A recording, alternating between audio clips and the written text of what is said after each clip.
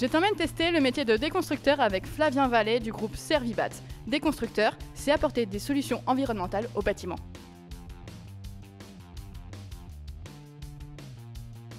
Un déconstructeur, c'est un gros bourrin, stéroïdé, tatoué, qui se balade en Marseille.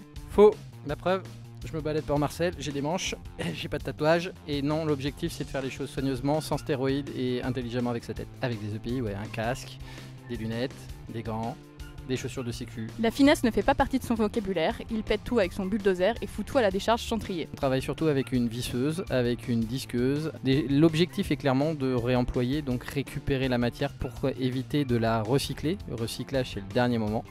Et derrière, on redonne à des associations. Un déconstructeur, quand c'est jeune, ça casse les châteaux de sable sur la plage des autres gamins, ça pète les jouets de ses frères et sœurs et ça casse les voitures dans les casses avec des coups de batte. C'est plutôt totalement le contraire, on essaye de préserver l'avenir des enfants, donc on va pas casser leur château de sable et leurs rêves, on va plutôt essayer de préserver leur planète pour demain. Un déconstructeur, c'est toujours sale et ça rentre à la maison plein de poussière. On a encore inventé la douche, il y a un moment, on est propre aussi, on peut changer sur les chantiers, il y a quand même des bases vies, faut pas déconner. Un déconstructeur, c'est quelqu'un qui n'aimait pas l'école et qui a choisi ce métier par dépit. Et j'ai choisi ce métier-là par curiosité et en même temps pour ma fille en fait. Clairement, j'allais être papa quand on m'a proposé donc ma boîte.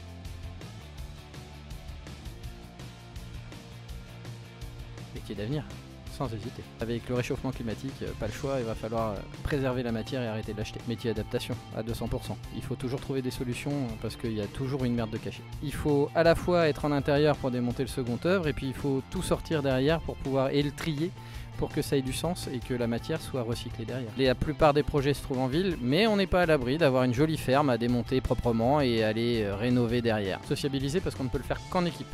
Impossible d'être tout seul sur un chantier comme ça, déjà par sécurité. Rigoureux, oui, parce qu'il y a de la sécurité, mais si on n'est pas un peu créatif dans certaines circonstances, on est dans la merde. Horaire qui pourrait plaire à beaucoup, on commence souvent tôt le matin, mais on est en semaine de 4 jours. Alors là, il n'y a pas de télétravail, en présentiel. Métier moins physique que démolisseur, mais métier physique quand même. Ça reste en France pour l'instant et je pense qu'il y a d'autres initiatives qui se mettent en place partout dans le monde. Je bouge là où il y a le chantier. Ouais. Aujourd'hui, on peut partir sur toute la France, il pourrait y avoir des projets. Métier safe parce qu'on fait attention à la sécurité. Par contre, il y a toujours un minimum de risque dans tout chantier, c'est pour ça qu'on met des EPI. C'est un métier qui change et qui change vite avec toutes les réglementations qui se mettent en place.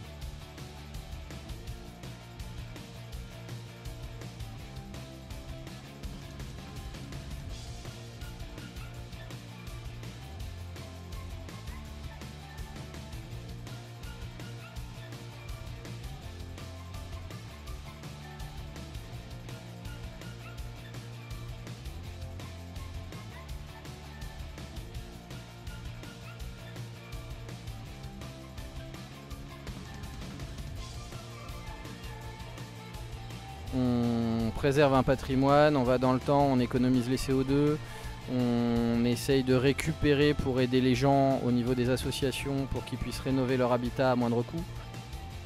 Principalement que ça va être quand même un peu physique parce qu'on est obligé de soulever des charges, on est obligé de s'organiser, ça peut être contraint aussi des fois quand il y a des petites galères sur le chantier, on découvre souvent des petites surprises parce que quand ça a été fait autrefois, il y a eu des fois des cache-misères. On n'a pas forcément le chantier juste à côté de chez nous non plus. Il faut être un minimum bricoleur, juste être un petit peu minutieux, calme, posé et faut vraiment avoir envie de faire les choses progressivement et posément. Il peut y avoir éventuellement les problèmes de dos mais qui peuvent être aujourd'hui compensés. Mais à part ce genre de choses, il n'y a aucune contrainte, tout le monde est capable de venir faire de la déconstruction avec un peu d'envie et un peu de motivation. Quel est le conseil que tu aurais aimé recevoir avant de te lancer dans le métier de déconstructeur ? Il faut avoir une appétence pour l'environnement, vouloir préserver les choses, donner du sens à son travail